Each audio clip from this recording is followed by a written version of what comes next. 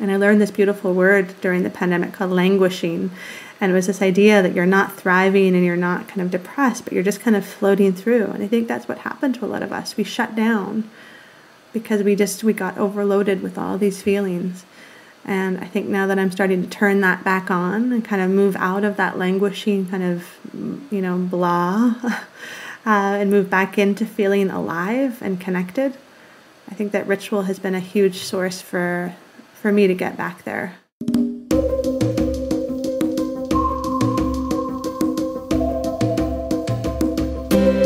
As we continue to move out of the pandemic and begin to vision what we want our new lives to look like, what do you see for yourself? What are you creating? Are you anxious to get back to everything at once, or perhaps you're seeking a slower, more intentional way of living? And what might that look like?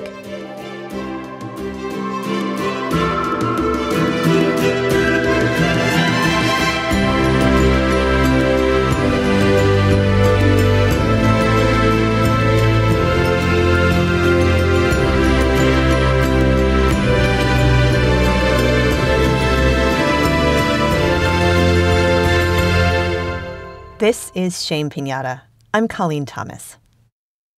I have a good friend who's always trying to get me connected. She tells me about the amazing people she's meeting in the world and encourages me to keep connecting with the movers and shakers in the world of ceremony. She helped me connect with Megan Sheldon, a leader in the field of ritual. Megan is wonderful. She's grounded in nature, really connected. She's a cultural mythologist, a storyteller, and a celebrant. She makes ritual accessible through an app called Be Ceremonial. We actually dedicated a whole episode to exploring Be Ceremonial, how it was created, and how you can use it. Check the show notes for a link to that episode. Today, though, we're going to listen to Megan speak about slow technology and how she's using ritual to help us transition from pandemic to endemic. We're going to start out with a simple question: what is ritual? People often ask me what the difference is between a routine and a ritual. If you think about, I make my coffee the same way every day, is that a ritual? I'm like, no, it's not. Like, it becomes a ritual when you add that intention, when you add that meaning, when you're, remembering the way that your dad made coffee every morning and using that as a chance to connect with his memory, or thinking about the stress and anxiety that your body might be holding and using that moment as the pot of coffee is brewing or the kettle is boiling to just move your shoulders around and feel the stress in your body and just kind of release it.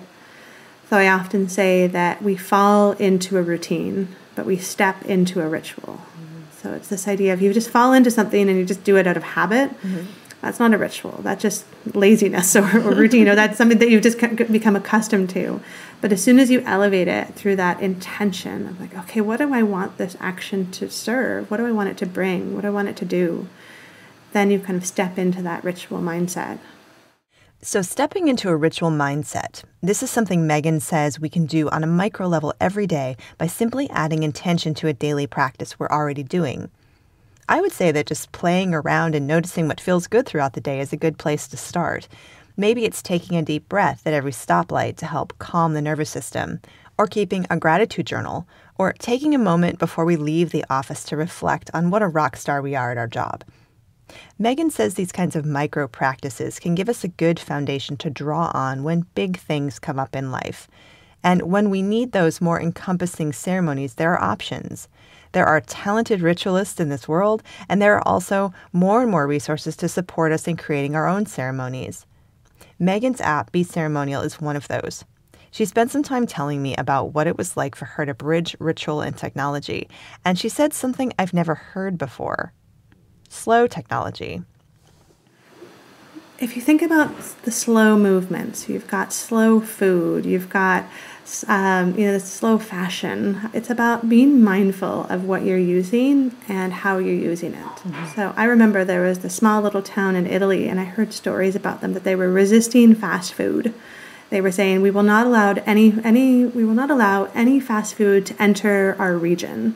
No McDonald's, no Burger King, no all of the, for the most part, American, but also European kind of versions of fast food where you go in, you get the food, and you leave, and you eat really quickly, and you don't really have time to digest, and there's no conversation, there's no unfolding. And the Italians do food so well. So they made a law. They forbade fast food to enter their walls. And instead, it was the slow food movement. So how do we get back to eating with intention and seeing eating not as something that just like fuels our body, but something that feeds our soul and creates these connections, and we allow it to digest and we allow ourselves to kind of enjoy each bite. And so the slow food movement was something that I was introduced to in my early 20s, and I just loved it. It just felt so right. And I know that they've adopted that kind of mechanism, like the language, for a lot of other things like slow fashion. If you think about the way that we're consuming apparel these days, and these companies that are just mass producing all this stuff that's just going straight into the landfill. And I lived in Ghana for a while, and I remember seeing this giant landfill of all these clothes that were sent to Ghana from North America in such poor condition that nobody wanted to wear it, and it just went straight out into this dump, into this landfill as pollution. And so we have to be more mindful of how we're consuming things, and technology is there too, right? If we're not mindful of how much we're on Instagram, or how much we're on YouTube, or how much TV we're watching, if we just kind of allow technology to become so fast that we don't even have time to react, it's just in our face all the time. Which I'm raising small children, so I'm very aware of their relationship with technology. Sure. And it's forced me to look at my own relationship with technology. Where can I bring more mindfulness and ritual into that experience? So the idea of slow technology, for us at least, is that we want to create something that can give people tools and inspiration and share stories. And you can print out the ceremony and have it in hard copy, so you can leave your technology behind, so you don't have to bring it to your ceremonial setting.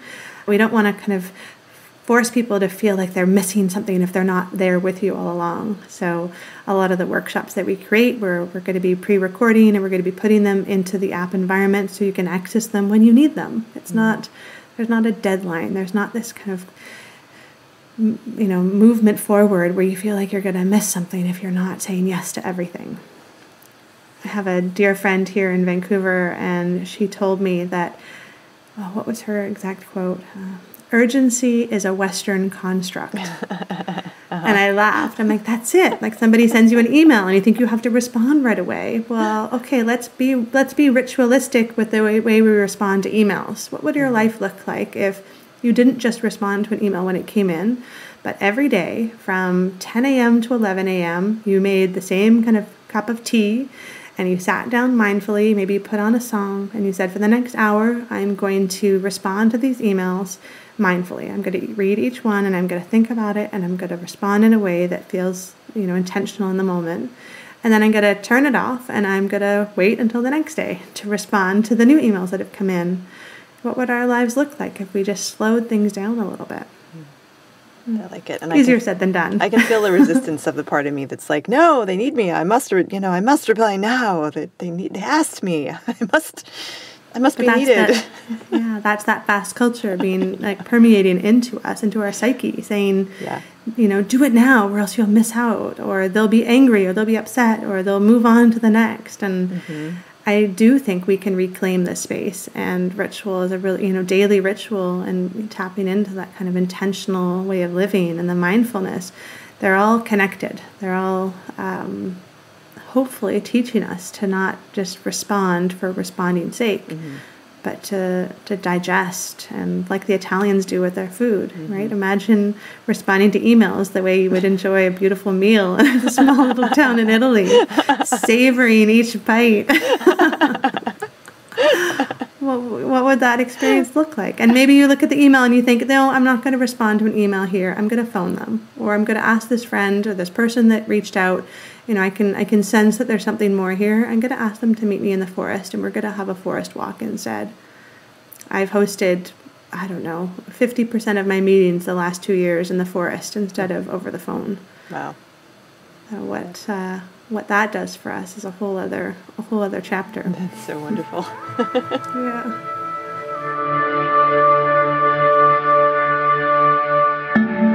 If you enjoy Shame Pinata, consider checking out Daily Magic for Peace. Daily Magic for Peace is a totally different kind of show that invites you to grab an item and do a simple ritual for peace in Ukraine.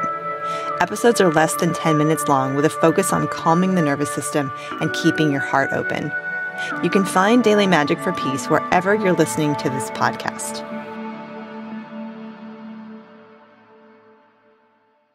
Speaking of slowing things down and savoring them, Megan inspired me to consider how the pandemic has helped us appreciate the things that really matter in life. It's been 3.5 years since my mother-in-law in Sweden has seen my children, and she comes next week. And I am full of ideas of like, oh, okay, what are we going to do with her? What are we, all the things. And then I just have to slow down and think, you know what? It's not about that. It's about creating those ritual moments, those small little moments of intention where there's no pressure, there's no traffic, there's no urgency. Mm-hmm. We're simply creating space to be with her because for 3.5 years, that's what we've been mourning and grieving. So I'm, really starting to let that resonate of how we can have her leave after the month that she spends with us and feel really full like that. That felt ceremonial in some way. There was something that happened at the beginning and the middle and the end of the trip that allowed us to acknowledge the things that we've been holding and witness each other. Mm-hmm. And are you working with people specifically around rituals to mark changes in the pandemic? I actually just hosted a retreat in person 2 weekends ago, and it was all about emerging out of the winter into the spring, also known as the pandemic into the endemic. So the whole theme of the weekend was around, the first evening is all around releasing what was. So the way that I frame a ceremony, there's always an opening ritual to kind of invite you in and a closing ritual to kind of close it off. But in between, you need to acknowledge the past, the present, and the future. So the first night of our ritual, we acknowledged what was, and we all went around and we shared stories about what we've been holding, what we've been grieving. We wrote things down on paper and ritually burned it in this beautiful old stove fire. And we did it in silence. We witnessed each other. We didn't rush. We just kind of, we were present in that moment. And the next day we found rituals to be in the present and to acknowledge what is and to not think so much and not stress so much and not regret so much. And of course I took everyone into the ocean because that's your thing. That's my go-to these days for being present. But it also comes back to breath, and we were doing a breathing ritual together earlier, and I think coming back to breath is so important. I base a lot of my rituals around the 4 elements, so how you incorporate fire and earth and water and air, and really finding that stillness, I think, is an integral part of the ceremonial experience. And then finally, the third day was around acknowledging what will be. So how do we create our own legacy? How do we leave the pandemic, leave the kind of winter kind of feeling behind and move forward with something that we want to carry intentionally? How do we plant those seeds that we hope will soon grow? How do we think about it as a rite of passage? How do we incorporate this back into our daily life? So I think the beautiful part about the ritual retreat was that we all came together and we all co-created these things. The finale ritual that we all created was I brought a giant bowl in the center of our circle filled with Epsom salts. And I invited everybody to spend some time on the 30-acre farmland that we were spending the weekend on and find a natural piece of grass or flowers or moss or seaweed, something that they had found. And then at the end, we all offered that to this giant salt bowl. And we did so with intention. We were sharing something that we needed or something we wanted to offer the group.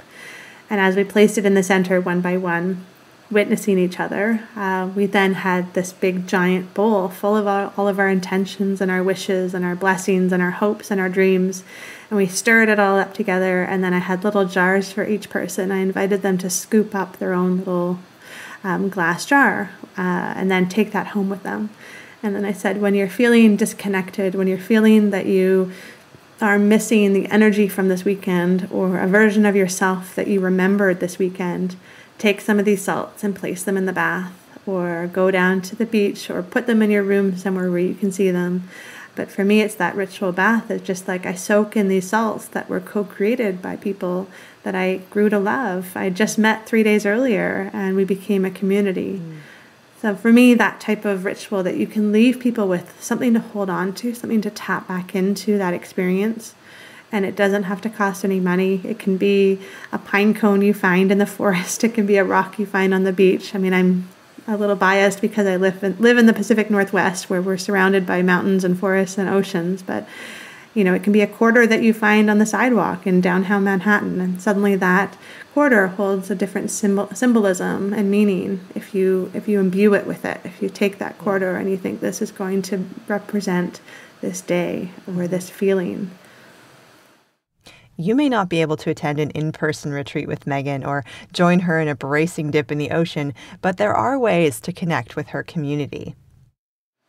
We will always make Be Ceremonial available to people in some shape or form. So I think that if you are interested in ritual and ceremony and you want a place to start, I think that it's a really good place just to start to get some inspiration and just to have a little sneak peek behind the curtain as to what's possible.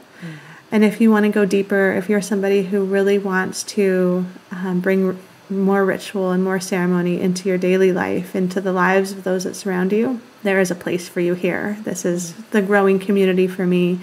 Will completely be fueled by our stories and sharing with each other what's possible. And that gets me really excited. That fills my bucket to just imagine the idea of a co-created community around the globe of ceremony seekers and people that are, they might not even know it's ceremony and ritual that they've been seeking. But as soon as they hear it, as soon as they, introduce it back into their lives, they'll know. And I think it's really important for people to know that, I'm not here to teach you about ritual and ceremony or how to be more ritualistic. I'm here to help you remember, because I do think that we are all naturally ceremonial. I think that if you look at kids, my 3 and 5-year-old last year were so craving ceremony, and I wouldn't even give them that much parameter. I would just create that container and give them that invitation, and they would naturally become these little ceremony beings who were so happy to have a place to channel those feelings that they were holding. So if we ever think that we don't know how to do ritual and ceremony, just ask your kids or ask your friends' kids, or go down the street and see a little one and, invite them to talk about, the things that they do that might be defined as ritual. And I think it should inspire all of us, because it doesn't have to be complicated. It doesn't have to be costly. It can simply be that moment of intention with the hope of creating meaning in your life or in the life of someone else. I hope you're able to take a breath today. Maybe schedule some time tomorrow to finish going through emails. I hope you're well and healthy and moving from pandemic to endemic, and that you have as much support, creative inspiration, and love as you could possibly have. Be sure to check out the first part of my conversation with Megan, where we take a deep dive into the Be Ceremonial app. Find it on the Shame Pinata feed or the link in the show notes.